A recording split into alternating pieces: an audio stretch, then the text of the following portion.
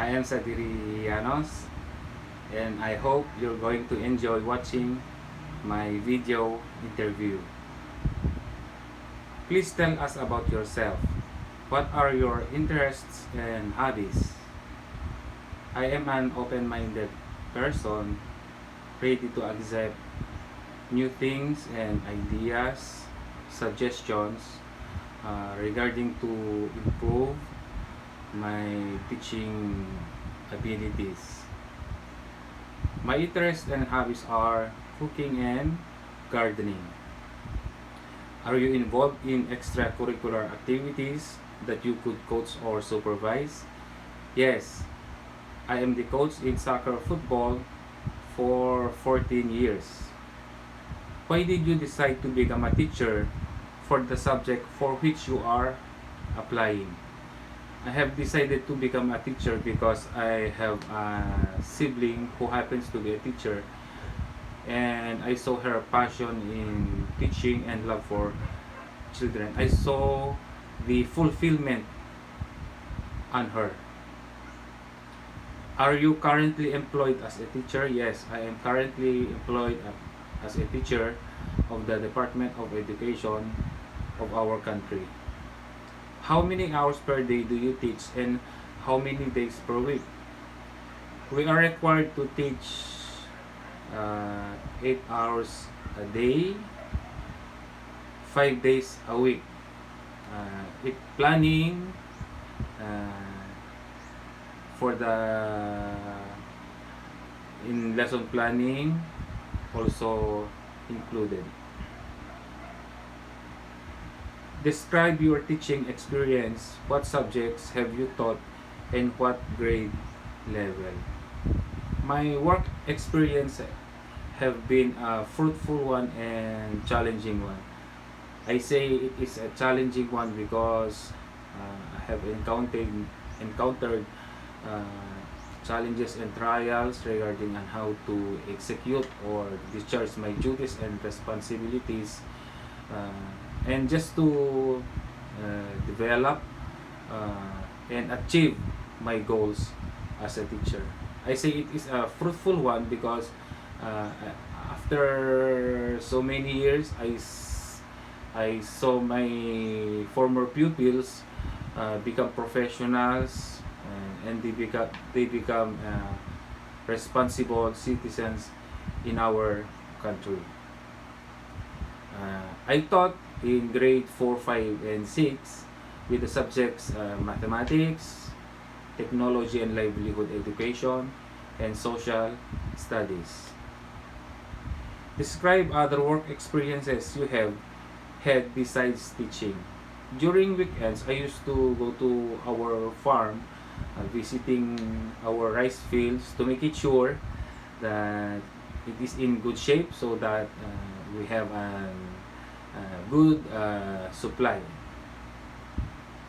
Have you ever worked in the United States? If so, when and where and why? I haven't worked in the United States. I haven't gone there. Maybe at this time, if God permits, is if I will get hired, it will be an honor working in the United States of America. I hope one day. What do you hope to be doing professionally 5 years from now? 5 years now from now, I I'm looking forward helping other teachers to cope uh, their teaching career. I will be conducting seminars, workshops, just to guide them, assist them in improving, developing their teaching abilities. And one thing foremost, I would be uh, looking my former pupils to pursue their education and be a responsible individual. If I were to talk to several of your colleagues, how would they describe your personality? Maybe they would say I am a helpful person, happy, I like working with them, cooperating with them regarding on how to become a better individual or better co-worker, co-teacher. And I am also responsible in getting what task to be done. I make sure that any objective must be done, and even an extended time if necessary. What would your students say about you? My students will say I am approachable regarding on how to help them to cope up with their studies. If they would want to help or guide, they would easily approach me and ask me, because I am build I'd like to build a rapport with them, so that any problem, any questions they might want to ask me, I am open, ready to help guide them. How do you prepare to teach your lessons? First thing foremost, I used to review my previous lesson and assess if there are what are the things have done, what are the results, and after which I'm going to prepare the materials, what are the needed, what are the immediate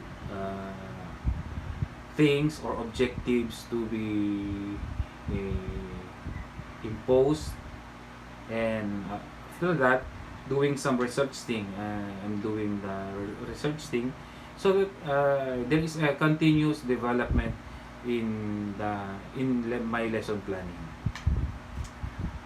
What would your lessons plans include?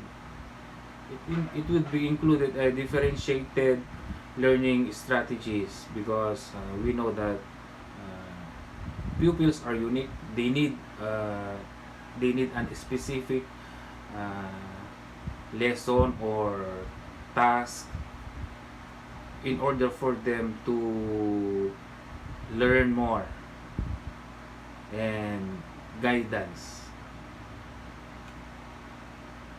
Describe how you would teach reading to a class of 15 students with mixed abilities. I used to group them according to their skills and knowledge. It's like if they are good in spatial, interpersonal, so that they could easily uh, interact with one another. They would come up with the same ideas, so that they could get one conclusion. And one thing more, they could I used to give them is that the reading buddies, whereas two pupils will read one another and correct if there are mistakes. Okay, describe how you would teach math to a class of 15 students with mixed learning activities. Like in reading, I will group them according to their skills and how do they interact with one another, so that they would formulate conclusion, answer, and they could help one another. With my guidance, I could facilitate the learning process. Think about a class that you have taught recently. Talk about two of the teaching strategies or methods you have used. In the elementary, most likely I used to first discuss the lesson, give them the necessary information, background, and after which I let them discover the new things and ideas that would pop up under mind. So I use the discussion and the discovery method. What methods do you use to grade or evaluate your students' progress? I used to, in day to day, I use the formative tests just to assess what they have learned on the day. And in weekly, I use the summative test to make sure that they have learned on that subject matter. And not just formative and summative, I use also grade them give them participatory grades, because some pupils are good test takers, but some are good in participating in the class, in reciting, giving their ideas. So I make consideration to that, and I make sure that all my records are in file.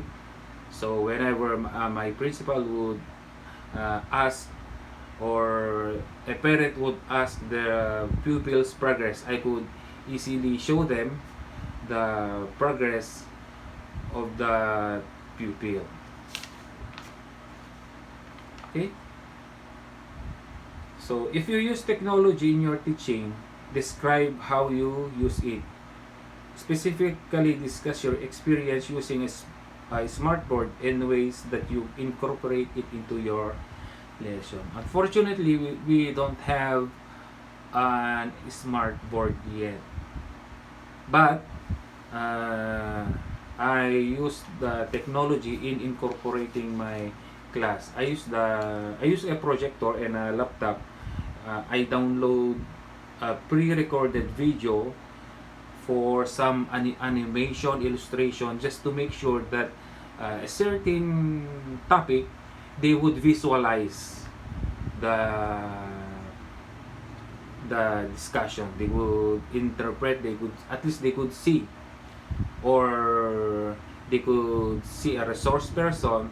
So without a smart board, I could still incorporate technology in my classroom.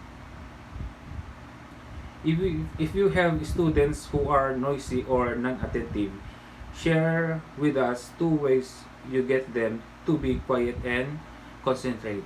What I always do is the what we call proximity control. I used to get near to him, telling him that if you're not going to listen to our lesson, you might get a low grade. If you're not going to listen, I'm sure you're going to have a low score, and that might affect your grade. So I used to get near to them, walk around to them, telling them the consequences. Another thing is that I am going to write their name on the board for a class disapproval, for he is noisy and attentive.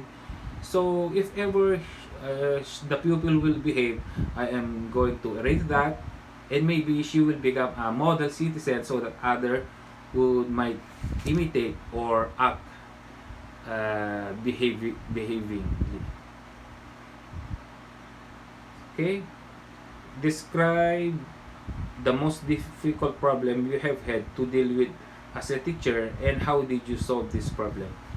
I still remember when I have a pupil who had a fist fight.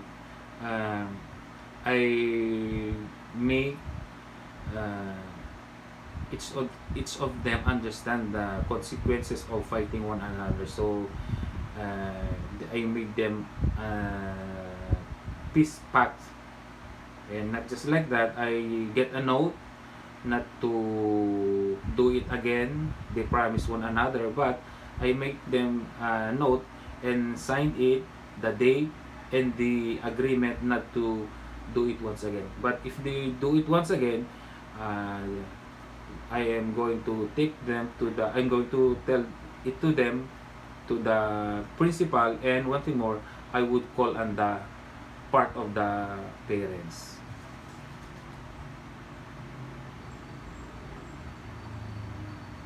Okay, give one example to show that you are a flexible person and that you can make changes to your teaching and method if that is necessary. Like I have said before, I am a flexible person, open-minded person, ready to accept new things.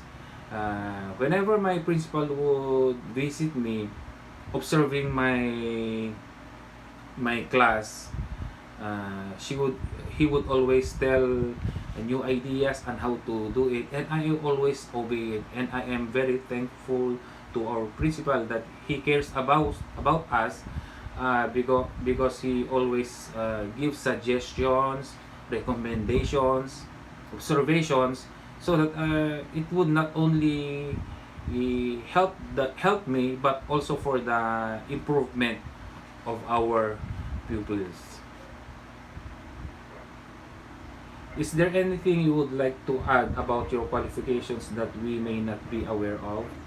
I am a hardworking person. I like to finish the job even uh, in extending the time if necessary. Have you ever spoken to your family about going to the United States? Yes, they already know. Is there anything such as a family member that might object to your leaving home? No. They love to go to the United States. They want me to go. Are you aware that your family members may not join you here until approximately 4 to 6 weeks after your arrival? Yes, they are aware. Do you understand and accept the phases is a 3-year program, and after years you must return to your home country? Yes. Do you agree with this? Yes. Thank you for watching my video interview. I hope you have enjoyed, and I am looking forward talking to you soon.